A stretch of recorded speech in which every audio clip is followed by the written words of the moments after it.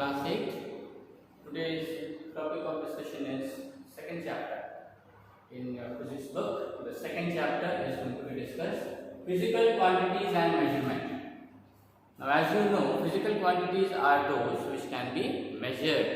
Anything that can be measured is called a physical quantity. So, one such physical quantity is density.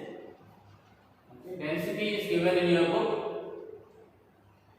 under the topic of physical quantity, and density is defined as the ratio of mass of a body to its volume. Simply put, its formula is this: density equals to mass divided by volume.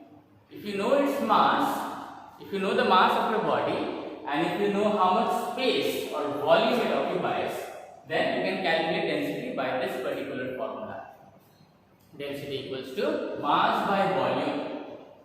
So next thing that we should know is the unit which is used to measure density. We have the SI unit. If you use this particular formula, mass by volume, SI unit of mass is kilogram divided by SI unit of volume is meter cube. So kg per meter cube. Okay, we pronounce it as kg per meter cube, and you can write it either this way or this way or this way. Okay, they are all the same. It denotes the SI unit of density. Next is the CGS unit. CGS unit for mass is gram. CGS unit for volume is centimeter cube. So gram per centimeter cube is the CGS unit for density. Okay, you can write it either this way or you can write it either this way. So they are the units of density. The SI unit is kilogram per cubic meter and CGS unit is gram per cubic centimeter, or some pronounce it as gram per centimeter cube also, or kilogram per meter cube also. Both ways it is okay. So next thing we should know is what are the factors on which density depends. Okay, these are the factors on which density depends. Number one is mass. As you have seen in the formula, density equals to mass by volume.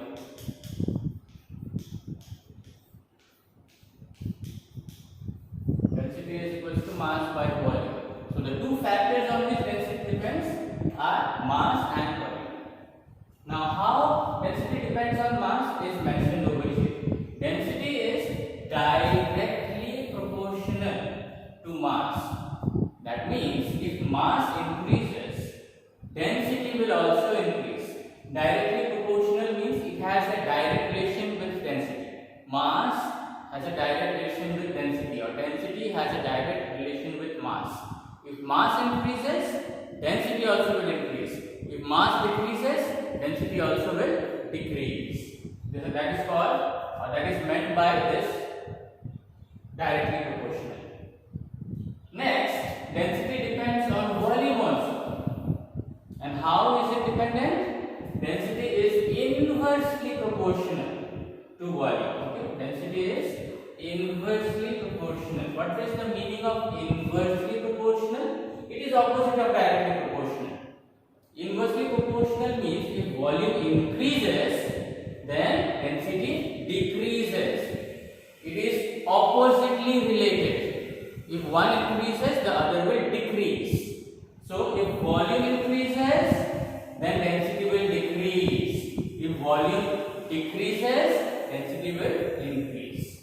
Okay? So for mass, there is direct relation with density. For volume, there is inverse relation with density.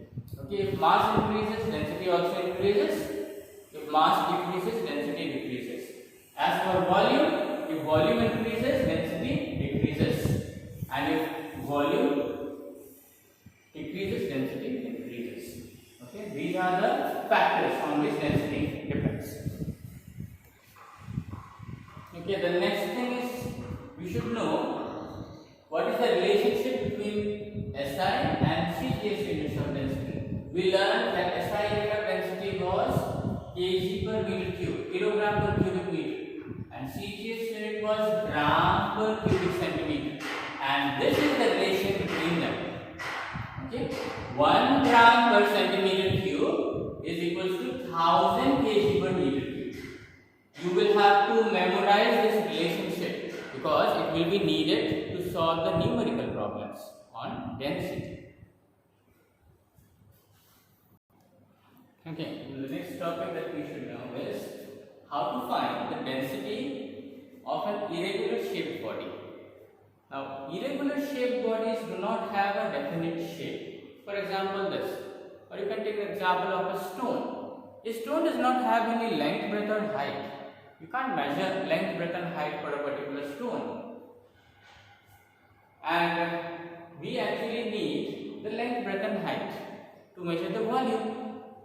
But in this case, we can't have any definite length or definite breadth or definite height. It's an irregular shaped solid. So to find the density of this particular irregular solid, we need to know the mass and volume. Now mass can be calculated whether the body is regular shaped or whether it is irregular shaped, doesn't matter. You can use a beam balance or an electronic balance. You must have seen an electronic balance in shops.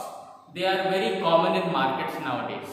Okay, there is a electronic display and the machine is there. You just have to put the weight on top of the pan is there, and the weight or the mass of the body will be displayed in the display.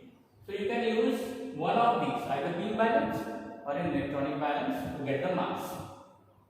Now since we don't have any length, breadth and height for an irregular shaped solid, we have to use some other method to find the volume. If it was a regular shaped solid, then some formula to find the volume could have been used.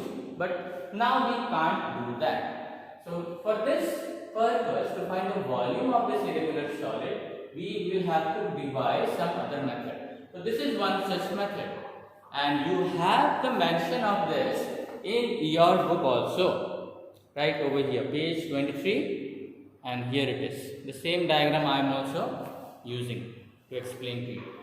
Now we have, this is called a Eureka can. Now Eureka can is like this. It's just like an ordinary beaker, but only there is a spout or a nose coming out of this beaker.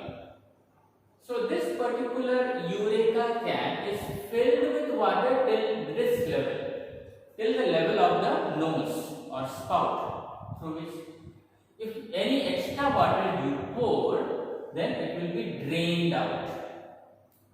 So our filling of water in this Eureka can is only till this level, right, till the very brim where the nose starts. Alright, and it is placed over a wooden support. This is a wooden block.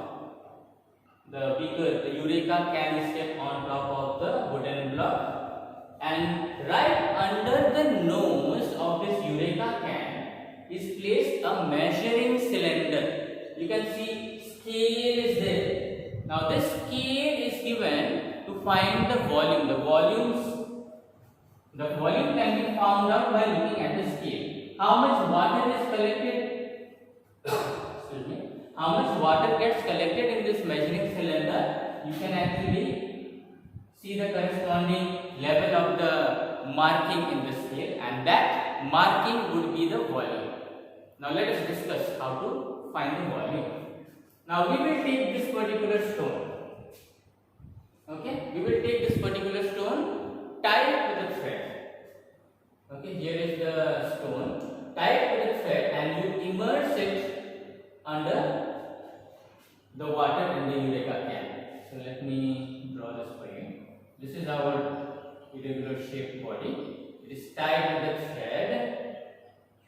Okay, it is tied with a thread and it is put inside. As you would by now have guessed, when you put this solid inside, the level of water will rise up.